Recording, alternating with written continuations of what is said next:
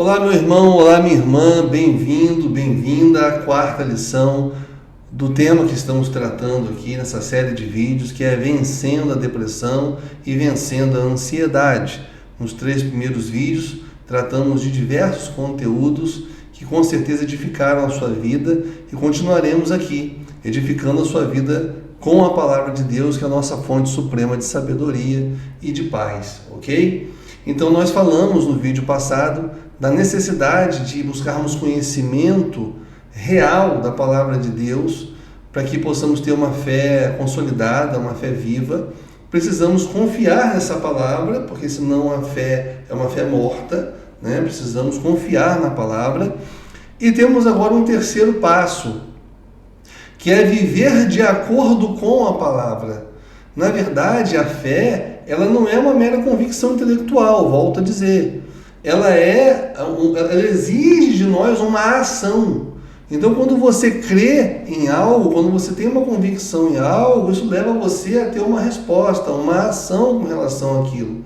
Então, se você crê, por exemplo, que Jesus é a sua fonte suprema de felicidade, não é coerente que você fique buscando a felicidade em outras coisas, senão em Jesus. Porque você crê, você diz que crê em Jesus, você diz que ama Jesus, você diz que crê e sonha com a volta dele, com a eternidade, mas você continua buscando os prazeres e a felicidade aqui nessa terra, no mundo, nas coisas que o mundo pode te oferecer. Então, o fato de nós não vivermos a palavra de Deus, nós deixamos essa fé inoperante. É uma fé que não produz fruto algum na nossa vida, frutos espirituais, porque nós não colocamos em prática aquilo que nós aprendemos. E hoje nós tivemos essa crise não só teológica, moral, espiritual, mas sobretudo pedagógica, né, na instituição chamada igreja, que as pessoas não querem mais aprender. A maioria das pessoas que vão à igreja, elas vão para sentir. Elas não vão para aprender. Você pode ver pela escola dominical. Culto à noite, que é o famoso culto de celebração, está todo mundo lá. Agora, na escola dominical, que é onde você vai aprender, que para mim é o melhor culto de cura, é o melhor culto de libertação, é a escola dominical, para mim é o principal culto, é onde você mais pode usufruir das bênçãos de Deus, é na escola dominical, é quando você aprende. Porque só o aprendizado pode transformar a sua vida. Os seus sentimentos não, você pode ir para o culto aí, se arrepiar, chorar, se emocionar, não te agregou nada. No dia seguinte você acordou, sua vida continua a mesma. Foi só aquele momento ali. Agora, quando você aprende, você leva esse aprendizado contigo, coloca em prática e colhe os frutos dessa prática. Então você não consegue frutificar e colher frutos espirituais, bênçãos espirituais na sua vida, se você não praticar aquilo que você aprendeu. Então Jesus vai nos ensinar, por exemplo, ele vai dizer isso de forma muito clara, que aquele que ouve as minhas palavras e as pratica, é como o servo prudente construiu a sua casa sobre a rocha. Então vieram as chuvas, correram os rios, o vento bateu com ímpeto sobre aquela casa e ela se manteve firme, porque ela estava construída sobre a rocha. Mas aquele que ouve as minhas palavras e não as pratica, esse é como construísse a sua casa sobre a areia. Então vieram as chuvas, correram os rios, o vento bateu com ímpeto sobre aquela casa e grande foi a sua ruína, porque estava construída sobre areia.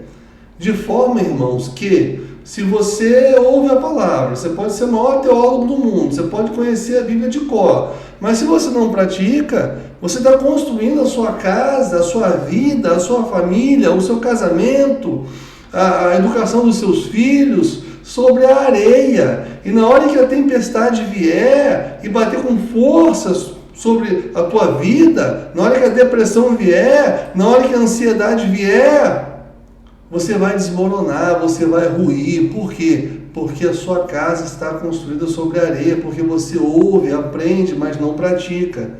Então você precisa praticar, porque isso vai fazer toda a diferença na sua vida. Paulo, falando a Timóteo, lá em 2 Timóteo, capítulo 4, a partir do verso 3, ele vai dizer o seguinte, que no fim dos tempos, as pessoas não suportarão a sã doutrina, mas com coceira nos ouvidos amontoarão sobre si falsos mestres que lhes digam aquilo que eles querem ouvir, voltando-se às fábulas. Então Paulo deixa muito claro que esse momento que nós estamos vivendo aqui é o momento onde os cristãos, as pessoas que estão da igreja, elas estão indo buscar ouvir coisas que lhes agradem o coração, elas não estão comprometidas com a verdade.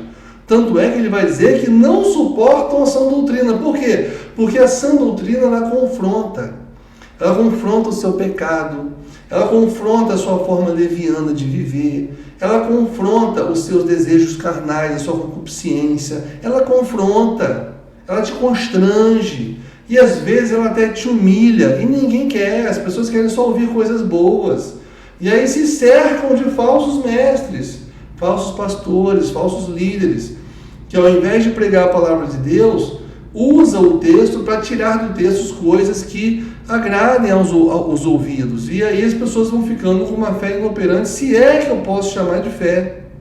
Se é que eu posso chamar de fé. Né? Então, essa é a razão pela qual muitos cristãos hoje estão deprimidos, sofrendo de ansiedade, porque não tem uma fé consolidada para poder vencer. Mas muitas das vezes ela não é vítima.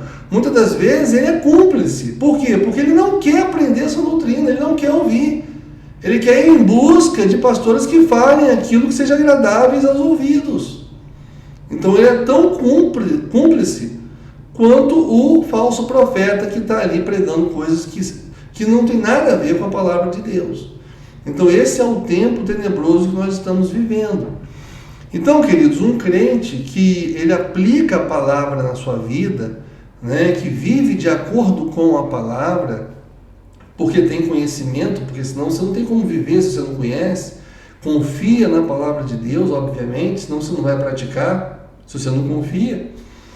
Ele é um crente que, em primeiro momento, primeiro passo, ele busca uma identidade em Cristo. Um dos grandes problemas de hoje é um problema de autoimagem. O homem pós-moderno ele tem um problema de autoimagem absurda, razão pela qual muitas vezes vive uma vida de procrastinação, de medo, insegurança, uma vida travada, não consegue alcançar seus objetivos, porque ele nutre uma autoimagem depreciativa de si mesmo, né? E muito isso em razão dos feedbacks que ele tem das outras pessoas.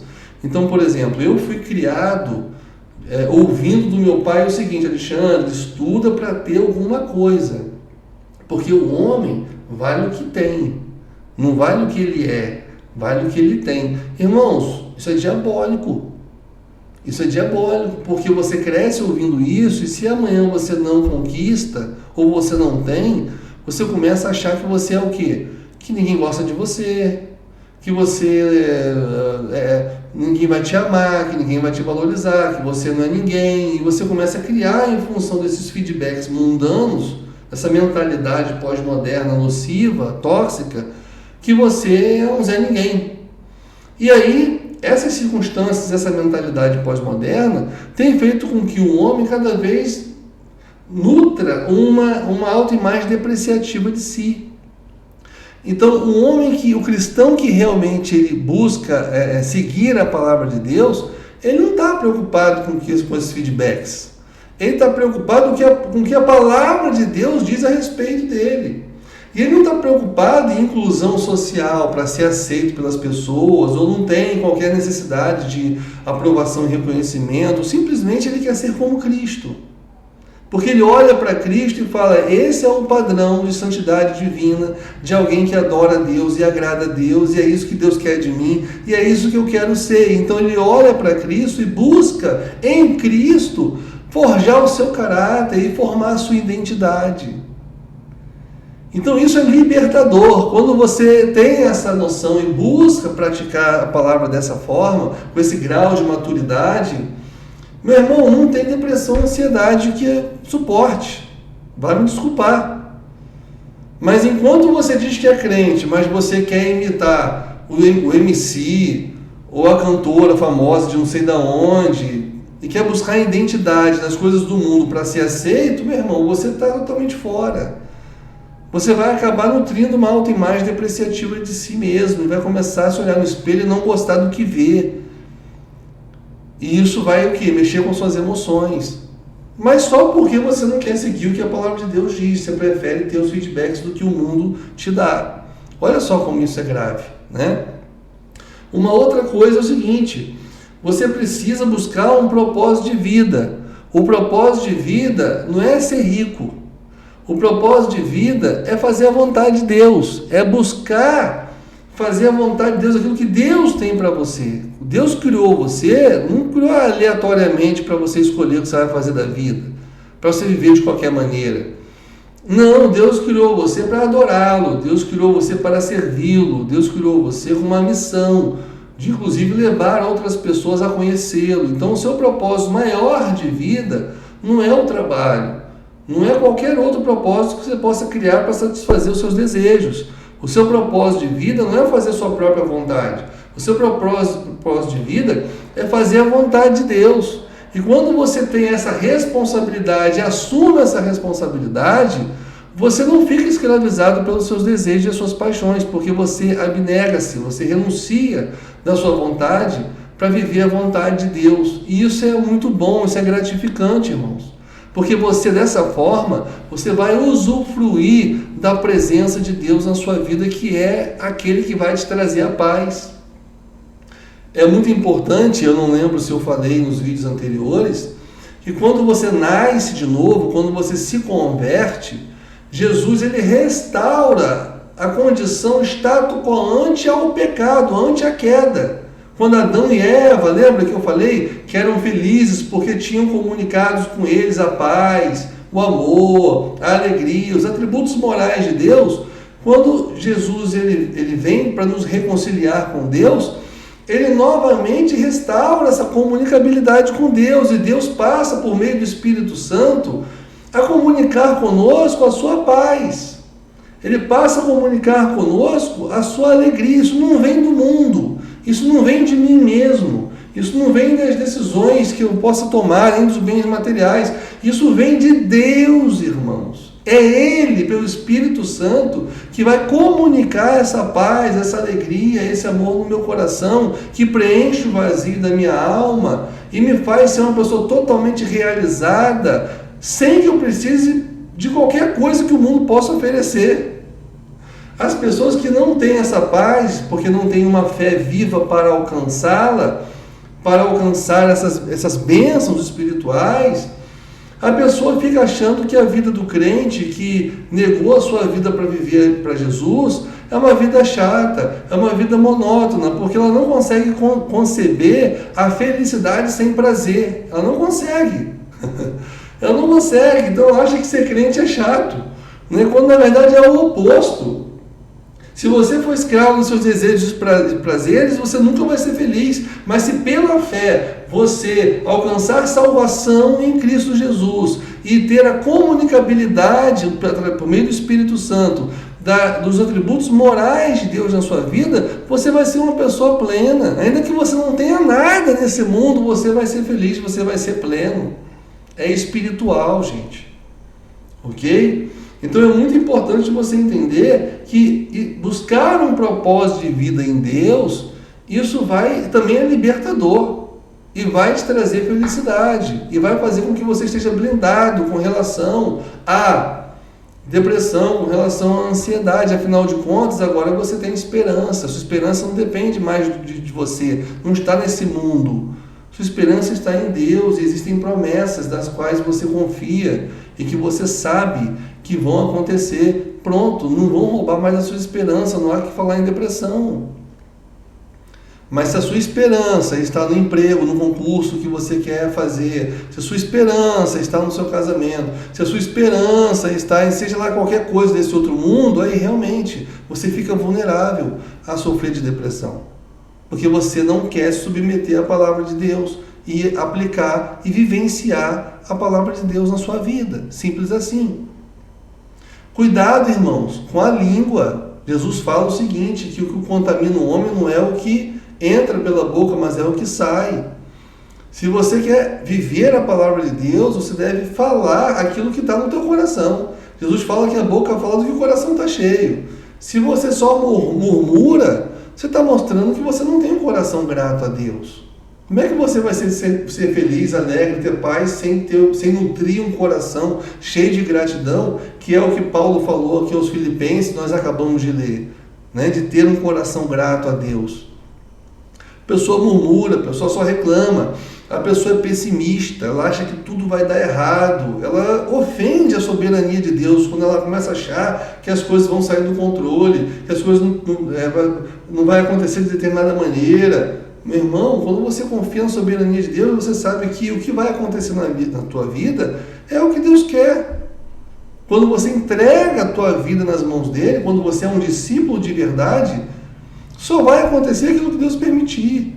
E amém. Que tudo que vier a acontecer na minha vida, seja o sofrimento ou não, que seja para a glória dele. E você tem paz com isso, porque você está glorificando e fazendo a vontade de Deus.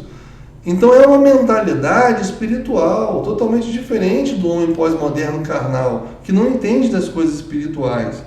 Cuidado quando você fala do seu irmão. Cuidado quando você fala mal de alguém.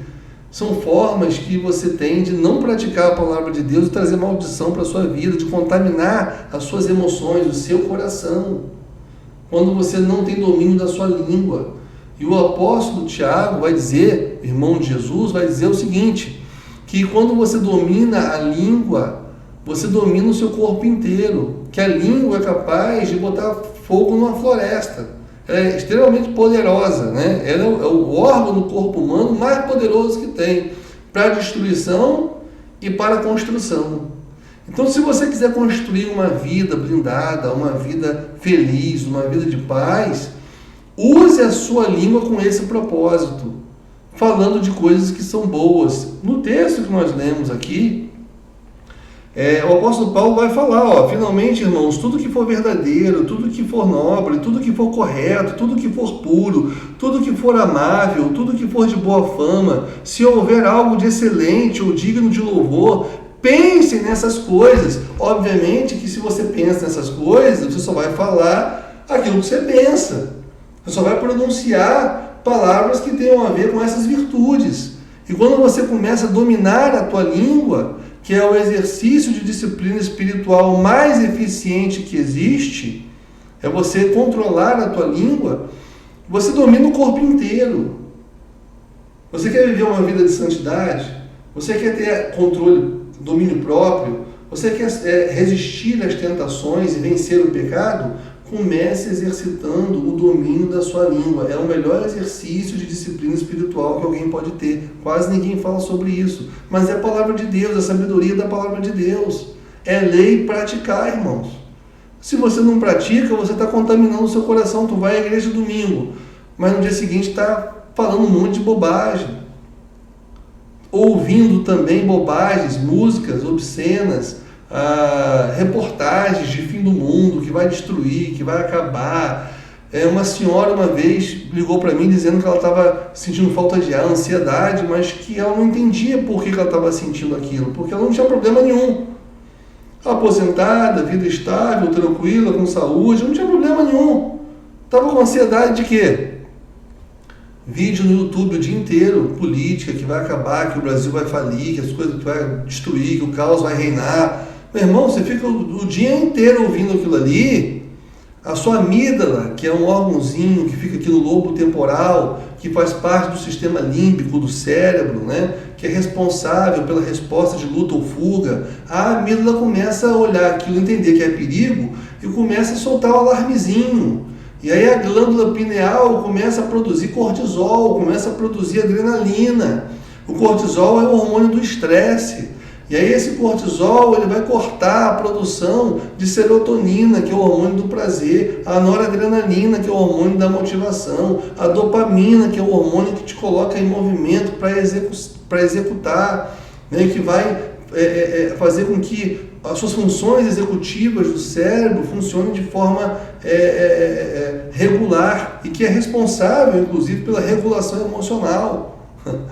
Então você só fica vendo propaganda e coisas de caos e ninguém aguenta, né? Então Cuidado com o que você vê, cuidado com o que você escuta, cuidado com o que você fala. Se você tiver cuidado com isso, você já vai sair na frente. Porque eu vejo os crentes aí, eu vou te falar, se metendo em confusão, falando que não deve, assistindo filmes de violência. Tem crente que assiste filmes de terror, irmão. Fica difícil, né? Aí, está em depressão. Não está só em depressão, está em depressão e está com possessão maligna ainda. Tem. Então, nós precisamos buscar uma vida de santificação em Deus. Senão, não há que se falar em uma fé viva capaz de vencer a depressão e a ansiedade. Precisamos cultivar relacionamentos saudáveis. Amar o próximo. O texto que eu acabei de ler também fala sobre isso. Tratar os outros com amabilidade. Fugir de confusão. Né? Tudo que pode atingir as suas emoções. Se você desenvolver misericórdia, se você desenvolver a humildade, né, a compaixão, você consegue se livrar de ofensas, de amargura, de angústia, de rancor. Mas você precisa desenvolver a misericórdia, a compaixão, a empatia. São coisas que a palavra de Deus vai nutrindo na tua alma, vai te ensinando, através da ressignificação das crenças, dos seus pensamentos. E você vai aprendendo a lidar com aquilo que antes te irritava, aquilo que antes te ofendia. Agora não, agora você vai começar a olhar numa perspectiva espiritual e vai começar a blindar suas emoções. Como, por exemplo, uma jovem que uma certa vez me procurou, disse que nunca mais iria falar com o pai dela, porque o pai lhe havia ofendido na frente de diversas pessoas conhecidas, a havia humilhado. E ela chegou em casa e disse que nunca mais procuraria o pai, que o pai tinha morrido para ela.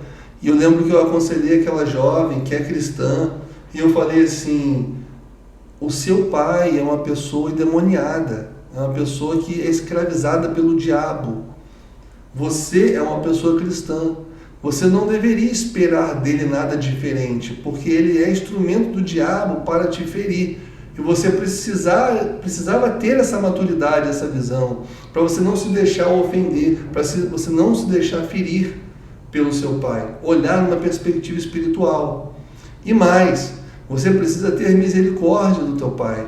Você, como filha, é a melhor pessoa para convencê-lo e levar o evangelho a ele, mostrar Deus para ele através de você. O perdão é a coisa mais poderosa do mundo. Através do perdão você pode alcançar o coração do teu pai e ele pode se converter.